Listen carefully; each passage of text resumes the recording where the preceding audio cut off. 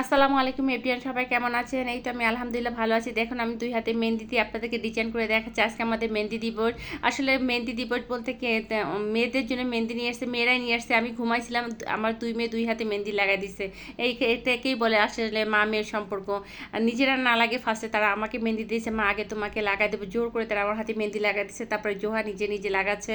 আর এখানে আমি হচ্ছে এইসব কাজ করার পর আমার হচ্ছে ইফতার তৈরি করতে অনেক দেরি হয়ে গেছে। এখানে দেখুন হচ্ছে আমি চাউমিন তৈরি করব। আমি চাইনিজ স্টাইলে চাউমিনটা রেডি করবো। এখানে আমি বিভিন্ন ধরনের সবজি নিয়েছি। এখানে দেখেন ক্যাপসিকাম নিয়েছি, গাজর নিয়েছি, বরবটি নিয়েছি। আপনি যত রকম সবজি দিবেন চাউমিনটা কিন্তু তত বেশি মজা হবে। এখানে আমি চিকেনও কেটে নিয়েছি ছোটো ছোটো টুকরা করে। এখানে দেখেন পেঁয়াজ আর রসুনটা আমি আগে ফার্স্টে দিয়ে দিচ্ছি। এর মধ্যে এখন আমি চিকেনের টুকরাটা দিয়ে দিব। দিয়ে হচ্ছে আমি একটু ভাজা ভাজা করে নেবো যাতে চিকেনের কালারটা একটু চেঞ্জ হয়ে আসে যখন। আর চিকেন যেহেতু ছোটো করে কাটা, এটা সিদ্ধ হতে খুব বেশি একটা সময় লাগবে না। এর মধ্যে আমি অল্প পরিমাণে আদা রসুন পেস্ট এবং লবণ দিয়ে দিব।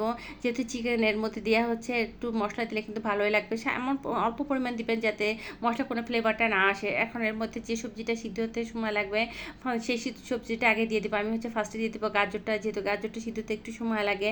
আর আমি হচ্ছে যেসব সবজিগুলো অ্যাড করেছি দেখা গেছে ম্যাক্সিমাম আমি হচ্ছে সব ফ্রোজিং করে রেখেছিলাম।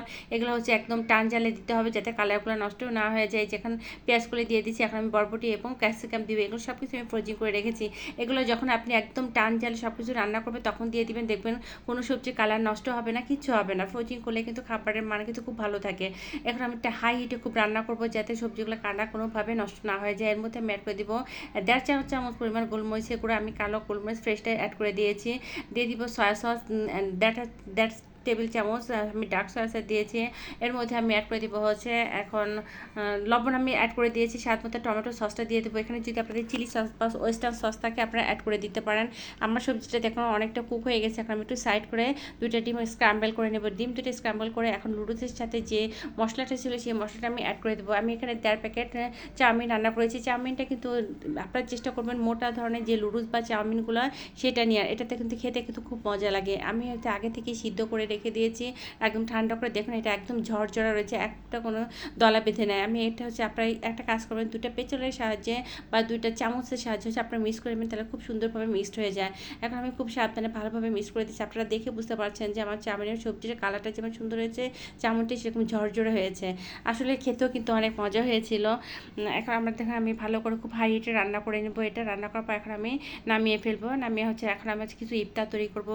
আপনারা জানেন আমি কখন ভাজা পোড়া খুবই কম তৈরি করি। আজকে খুব ইচ্ছা করতেছে ভাজা পোড়া খাবো, এই জন্য আমি হচ্ছে আলু চপ আর হচ্ছে পেঁয়াজি বানাবো আর হচ্ছে চিকেন ফ্রাই করবো। প্রথমে হচ্ছে আমি আলু চপ অল্প পরিমাণে নিয়েছি, যেহেতু আমার বাচ্চারা এগুলো খায় না।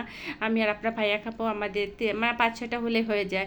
আর এদিকে হচ্ছে আমি পেঁয়াজিটাও সব কিছু রেডি করে নিয়েছি। এখন হচ্ছে বেসনটা বেসন হচ্ছে আপনার যখন বেসনটা করবেন এর মধ্যে একটু বেকিং পাউডার দিবেন। এতে করে কি হয় যে বেগুনি বা যেটাই আলু চপ যেটাই কোনোটা কিন্তু খুব ভালো ক্রিপসি হয়। এদিকে দেখুন আমার আলু চাপটা ভাজা হয়ে গেছে। এখন আমি হচ্ছে পেঁয়াজিটা খুব ভালোভাবে মেখে নেব। মেখে হচ্ছে আমি পেঁয়াজিটা এখন ভেজে নেব। পেঁয়াজিটা আমার ভাজা হয়ে গেছে। এখন বাচ্চারা যেহেতু এগুলো কিছুই খাবে না, ওদের জন্য হচ্ছে আমি চিকেন ফ্রাই করবো। ওরা চাউমিনের সাথে চিকেন ফ্রাইটা খাবে। এই ছিল আমার আজকের ব্লগটা। আপনাদের যদি আমার ব্লগটা ভালো লেগে থাকে তবে লাইক করবেন, শেয়ার করবেন এবং আমার পেজটিকে ফলো দিয়ে রাখবেন। সবাই ভালো থাকবেন। আল্লাহ হাফেজ।